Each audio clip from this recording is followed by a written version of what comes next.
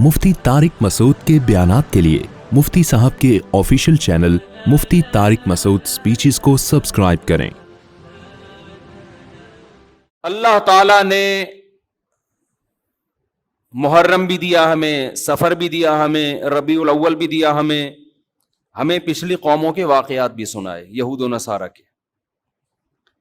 कुरान कहता है यहूद व नसारा ने अपने दीन को खेल और तमाशा बना लिया, लहव लइब। क्या मतलब लहव लइब बना लिया? जिन अहकामात को फोकस किया गया था ना तौरात और इंजील में, उन अहकामात से गाफिल हो गए और अपनी तरफ से अहकामात गढ़ गढ़ के उनको फॉलो करना शुरू कर दिया। समझ में आ रही है बात? यहां तक के उनमें भी फिर इख्तलाफात शुरू हुए। किसी ने कहा यह सही है, किसी ने कहा यह गलत है। इख्तलाफ होते होते होते होते हदीस में आता है 72 फिरकों में डिवाइड हो गए। वो कितने फिरकों में? 72। क्योंकि जब नई नई चीजें इजाद की है ना, तो नई चीजों की ब्रेकें क्या होती हैं? बोलो, फेल। मसलन आपने कहा रबीउल अव्वल में हम यूं भी करेंगे, नबी के नाम पे ये भी करेंगे, वो भी करेंगे। तो भाई जब आप दिन मना रहे हैं तो कुछ लोगों ने कहा फिर केक भी काटेंगे, प्रॉपर सालगिरह मनाएंगे। कुछ ने उसकी मुखालफत की, कुछ ने हिमायत की। मुखालफत करने वालों के पास भी कोई दलील नहीं है, इसलिए कि जिस बेस पे आप मुखालफत कर रहे हो कि ये सहाबा से साबित नहीं है, तो जो आप कर रहे हो वो कहां से साबित है? तो टुकड़ों में बंटना, फिरकों के अंदर फिरकियां निकलना शुरू, फिरकों के अंदर फिरकियां। फिर बाज ने कहा हम 12 रबीउल अव्वल को ईद की नमाज भी पढ़ेंगे, क्योंकि जब ईद का दिन है तो नमाज भी होनी चाहिए। और हो रही है बास इलाकों में ईद की प्रॉपर नमाज। उस पे उन्हीं के उलमा ने एतराज किया कि भाई ईद की दो ईदों की नमाजें साबित हैं, 12 को नमाज साबित नहीं है। उस पे सवाल उठा कि जब आप दूसरे पे रद्द करते हो तो कहते हो ये साबित नहीं है, तो जो काम आप नहीं जो कर रहे हो, ईद के अलावा भी तो बहुत सारे काम कर रहे हैं आप 12 रबीउल अव्वल को, ये कहां से नबी से साबित है, साहबा से साबित है? नहीं, यही बात मेरा ख्याल है। जब आदमी की बेस मजबूत नहीं होती ना, तो वो फिरकों में और तफरके में बट्टा चला जाता है। वो फिरके से फिरकियां, फिरकियों की फिर जेली फिरकियां, वो होते होते इतना कचूमड़ बन जाता है कि समझ में नहीं आता कि मैं इसको फॉलो करूं या उसको फॉलो करूं। मैं समझा पा रहा हूं अपनी बात? तो नबी ने फरमाया बनी इसराइल 72 में, मेरी उम्मत 73 फिरकों में तकसीम होगी। ले भाई, अब आप तो हो गए ना कंफ्यूज, क्या ख्याल है? अरे वो 72 में डिवाइड हुए, हम कितनों में डिवाइड होंगे? 73। अब आप बताओ, अगर नबी सिर्फ इतनी बात बताते, आगे ना होता, तो हम तो पागल हो जाते कि नहीं हो जाते? मुझे लग रहा है आप ना पागल होंगे ना अक्लमंद होंगे। पागल हो जाते हैं ना कि यार हम तो इतने कंफ्यूज हो जाएंगे। कौन सा, लोग मुझसे आके कहते हैं समझ में नहीं आता कौन सा मौलाना दुरुस्त है, ग्रीन चैनल सही है कि व्हाइट चैनल सही है कि ब्लैक चैनल सही है, काले कपड़े पहने के सफेद कपड़े पहने के, पीली चप्पल पहने के नीली चप्पल पहने, चप्पलों में, कुर्तों में, टोपियों में, बगैर टोपी वाले। पंजाब में ऐसी मस्जिद भी है। मैं पंजाब गया हुआ था तो मस्जिद में 2 जमातें हो रही थी, टोपी वालों की अलग और बगैर टोपी वालों की अलग। एक फिरका है वो कहता टोपी नहीं पहनो, वो कभी भी टोपी नहीं पहनते। एक टोपी वालों की अलग हो रही थी और बगैर टोपी वालों की अलग हो रही थी। तो फिरके दर फिरकियां, ये फिरकियां लफ्ज मैंने खुद निकाला है, फिरकी ये है नहीं अरबी में, लेकिन ये उर्दू में यही अच्छा लग रहा है। जैसे मौलाना होते हैं ना, हमारे सर में तो मौलाना का मतलब मौलाना, मौलवी का मतलब थोड़ा सा छोटा किस्म का। और एक हजरत ने एक लफ्ज निकाला था मौलवड़ी जो बिल्कुल जिसको कुछ भी ना आता हो लेकिन मौलाना बन के घूम रहा हो। तो कहते हैं ये जो मौलवड़ी है ना, ये फसाद पैदा करती हैं। ना ये मौलवी है ना ये मौलाना है, ये क्या है? छोटी छोटी मौलवड़ियां। इनको आता कुछ भी नहीं है लेकिन मौलाना बने हुए फतवे दे रहे होते हैं। तो 73 फिरकों में उम्मत क्या होगी? डिवाइड। हम अभी इसी से डरे बैठे थे कि यार इतने फिरके, नबी ने हमें और डरा दिया। آگے جو الفاظ ہیں اس سے تو اور زیادہ خوف پیدا ہو رہا ہے. پھر نبی تسلی بھی دیں گے, اور خوف پیدا ہو رہا ہے. آپ نے فرمایا کلہم فی النار الا واحدہ, ایک کے علاوہ سب کے سب کہاں جائیں گے؟ جہنم کی آگ میں. سب کو اٹھا کے پھینک دے گا اللہ جہنم میں. لو بھائی, اس سے تو ہمارا خوف کم ہونے کے بجائے اور زیادہ بڑھ گیا. اگر نبی اتنا ہی کہتے 73 فرقوں میں ڈیوائیڈ ہو جاؤ گے, ہم کہتے کوئی بات نہیں یار, 73 میں سے ہو سکتا ہے 70 جنت میں جائیں, تو ہم کس میں سے ہوں گے؟ انہی 70 میں سے ہوں گے.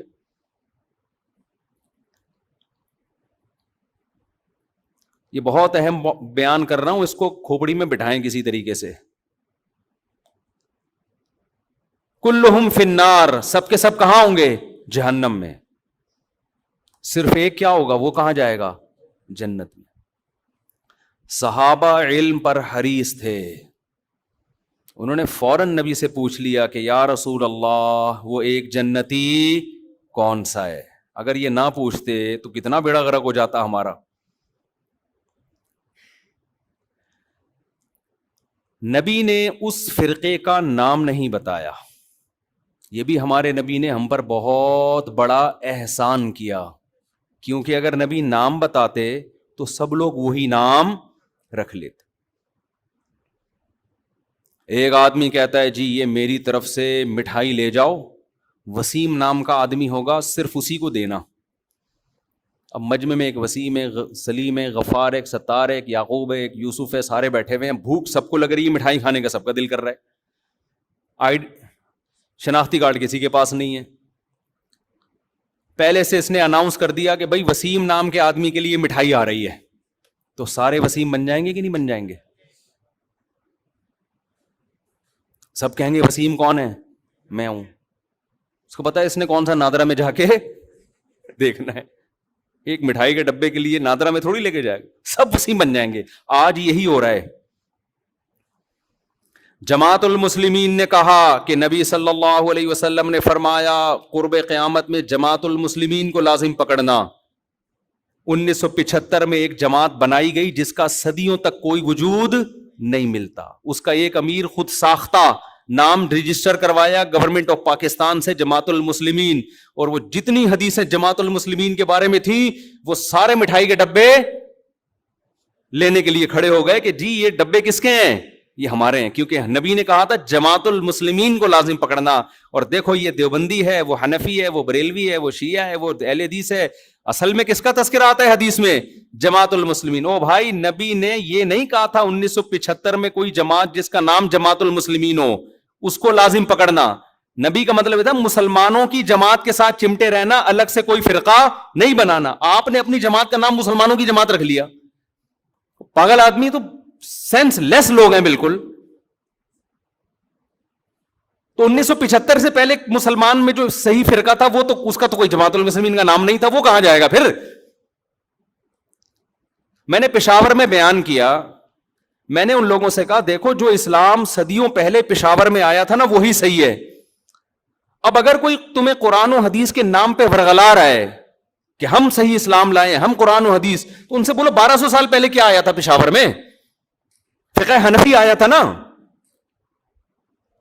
تو اب تھوڑی اسلام آ رہا ہے, ساری کتابوں میں لکھا ہے اسلام پشاور میں 1000 سال 1200 سال پہلے آیا. تو وہ کیا آیا تھا اور اب کیا آ رہا ہے؟ اس پہ ایک مولانا نے میرے خلاف بیان کیا کہ اہل حدیث تو امام احمد بن حنبل کے دور میں بھی تھے. مجھے اہل حدیث سے اتنا بڑا اختلاف نہیں ہے, میں ان کو اہل سنت والجماعت میں داخل سمجھتا ہوں چند اختلافات کے ساتھ. وہ میرے اختلافات ہیں, وہ علمی نوعیت کے اختلافات ہیں. باقی ان میں جو متشدد ہیں وہ گمراہ ہیں, جو معتدل ہیں ان پہ ہم وہ فتویٰ نہیں لگاتے جو ہم دوسروں پہ لگاتے ہیں. لیکن یہ دلیل محترم کی صحیح نہیں ہے, اس لیے کہ آپ جو امام احمد بن حنبل سے ثابت کر رہے ہیں کہ انہوں نے کہا اہل حدیث جنت میں جائیں گے, اس سے وہ فرقہ اہل حدیث مراد نہیں ہے, اس سے وہ لوگ مراد ہے جو حدیث کو فالو کرتے ہیں. تو ابو حنیفہ بھی حدیث کو فالو کرتے تھے, امام شافعی بھی فالو کرتے تھے, اب امام احمد بن حنبل بھی فالو کرتے تھے. اس کی سب سے بڑی دلیل یہ ہے کہ امام احمد بن حنبل کے فالوورز کو اہل حدیث نہیں کہا جاتا بلکہ حنبلی کہا جاتا ہے, حالانکہ وہ تو اہل حدیث ہیں, کیونکہ امام احمد بن حنبل خود اہل حدیث ہیں, تو ان کے فالوورز کو حنبلی کیوں کہہ رہے ہو پھر؟ میں سمجھا پا رہا ہوں اپنی بات؟ تو آج لفاظی ہے, الفاظوں سے کھیلا جا رہا ہے, الفاظوں سے. ناموں سے کیا جا رہا ہے، ناموں سے نہیں ہوتا. وہ کہتے ہیں نا ملتے جلتے ناموں سے دھوکہ نہ کھائیں. چاول کی بوری پہ لکھا ہوا ہے، چینی کی بوری پہ لکھا ہوا ہے چاول. ایک آدمی نے دکان میں چینی کی بوری ہے، لکھا ہوا کیا ہے؟ چاول. کسی نے بولا چینی ہے لکھا ہوا چاول کیوں؟ کہہ رہے مکھیوں کو دھوکہ دینے کے لیے. مکھی دھوکے میں آئے گی؟ مکھی لیبل دیکھ کے کبھی بھی دھوکے میں نہیں آتی، وہ خوشبو دیکھ کے جاتی ہے. ہمارے نبی سے صحابہ نے پوچھا کہ اس فرقے کا نام بتائیں، آپ نے نام نہیں بتایا کیونکہ سب لیبل اچھا لگا کے دھوکہ دیتے. آپ نے اس فرقے میں جو خوشبو ہے اس کو بتایا کہ اس میں خوشبو کیا آ رہی ہوگی، اس میں جو علامتیں ہیں وہ کیا ہیں. جہاں اسمیل آ رہی ہو نبی اور صحابہ کی، اس اسمیل کی طرف چلے جانا. اور جہاں نبی کو لغت سے نکال دیا یا نبی کو تو رکھا ہوئے صحابہ کو نکال دیا، اس کے قریب اس کے لیبل اور نام کو دیکھ کر جانے کی کوشش نہ کرنا. آج ہمارا لوگ خون پی لیتے ہیں، کئی طلاقیں دے رہے ہیں، 3 طلاقیں. جس کو دیکھو سعودی عرب کے بن باز کا فتویٰ، صالح العثیمین کا فتویٰ، ان 2 مفتیوں کا فتویٰ کہ بھی سعودی عرب یہ کہہ رہا ہے کہ 3 طلاقیں ایک ہوتی ہیں. میں کہتا ہوں تم نے کلمہ سعودی عرب کا پڑھا ہے یا نبی اور صحابہ کا کلمہ پڑھا ہے؟ کوئی ایک صحابی دکھا دو جس نے 3 طلاق کو ایک کہا ہو، اور میں درجنوں دکھاؤں گا آپ کو. یار آپ لوگوں نے صحابہ سے بھی زیادہ سعودی عرب کے علماء کو بنا لیا ہے. یہ تو 15ویں صدی کے علماء ہیں. وہ کہتے ہیں وہ حدیث کوٹ کرتے ہیں، اس حدیث کا مطلب صحابہ نے کیا سمجھا؟ کسی ایک صحابی نے اس حدیث کا وہ مفہوم لیا جو سعودی علماء لے رہے ہیں. میں سعودی علماء کے خلاف نہیں ہوں، وہ ہم سے زیادہ بہتر ہوں گے، ہم سے تقویٰ میں، للہیت میں، علماء کا ادب ہمارے لیے ضروری ہے. مگر آپ نے جب تقلید کرنی ہے تو آپ سعودی علماء کی کرو گے یا صحابہ کی؟ صحابہ کی کرو گے. آپ فقہ حنفی کو نہیں مانتے، آپ شافی کو نہیں مانتے، صحابہ کو تو سب مانتے ہیں نا. کوئی ایک صحابی دکھا دو جس نے 3 طلاق کو ایک کہا ہو. حتیٰ کہ جو صحابی 3 کو ایک کہنے والی حدیث بیان کر رہے ہیں وہ بھی 3 کو کتنی کہتے ہیں؟ 3 کہتے ہیں. اس کا مطلب اس حدیث کا وہ مفہوم نہیں ہے جو بن باز مراد لے رہے ہیں. ایسے تماشے ہو رہے ہیں نا طلاقوں کے بعد. آج کل شوہر طلاقیں دیتا ہے، بیوی اپنی مرضی کا فتویٰ، بیوی کو رہنا ہے تو اہل حدیث سے فتویٰ لا رہی ہے، نہیں رہنا تو حنفیوں سے فتویٰ لے کے آ رہی ہے. قرآن نے جہاں طلاق کے مسائل بیان کیے وہاں اللہ نے کہا کہ اللہ کی آیات کو، اللہ کے حکام کو مذاق نہ بناؤ. اہل حدیث حضرات علماء کی انتہائی عزت کے ساتھ، لیکن میں یہ اپنا رونا میں ان کے سامنے روتا ہوں کہ آپ لوگوں کی وجہ سے طلاق کے احکام مذاق بن چکے ہیں. اس وقت آپ اس پہ دوبارہ سے تحقیق کریں. اس لیے ہم کہتے ہیں لوگوں کو مجتہدین کو فالو کرو، ان کا علم آج کے مولویوں سے زیادہ، وہ قرآن و حدیث کو آج کے لوگوں سے زیادہ بہتر سمجھتے تھے. ہم قرآن حدیث کے مقابلے میں ابو حنیفہ کو فالو نہیں کرتے، خوب سمجھ لو. ہمارا یہ رائے ہے، فتویٰ ہے، جو صحیح حدیث کے مقابلے میں ابو حنیفہ کو فالو کرے گا کافر ہو جائے گا. گمراہ تو دور کی بات ہے. بات یہ ہوتا ہے کہ حدیث کا ایک تشریح ابو حنیفہ کہتے ہیں، ایک تشریح آپ کی نظر میں ہوتی ہے. ہم اس تشریح کو ترجیح دیں گے جو ابو حنیفہ کی رائے ہوگی. آپ کی رائے پر ابو حنیفہ کی رائے کو ترجیح دے رہے ہیں، نبی کی رائے پر ابو حنیفہ کی رائے کو ترجیح نہیں دے رہے.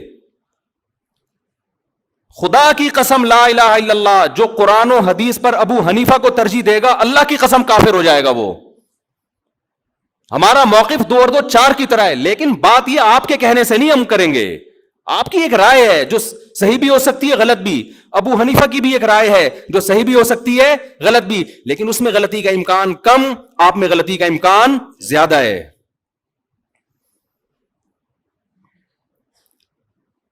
تو طلاق ثلاث میں تو 4 ائمہ متفق ہیں. یہ تو تابعین تبع تابعین کے دور کے ہیں، سارے صحابہ متفق ہیں. آپ کو حدیث مل گئی، یہ کیسی بات ہے بھائی؟ میں ایک اہل حدیث عالم کے پاس گیا، میں نے فتویٰ دیا تھا 3 طلاقیں واقع ہو گئی ہیں. وہ صاحب لے آئے اہل حدیث سے فتویٰ.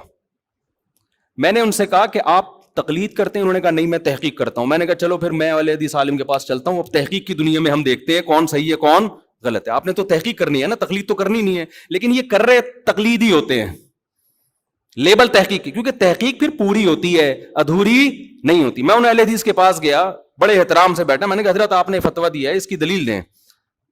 انہوں نے صحیح مسلم کی مشہور حدیث پیش کر دی, نبی کے دور میں 3 ایک سمجھی جاتی تھی, ابو بکر کے دور میں. میں نے کیسے تو متا کے بارے میں بھی آتا ہے, نبی کے دور میں متا جائز سمجھا جاتا تھا, ابو بکر کے دور میں عمر نے پابندی لگائی,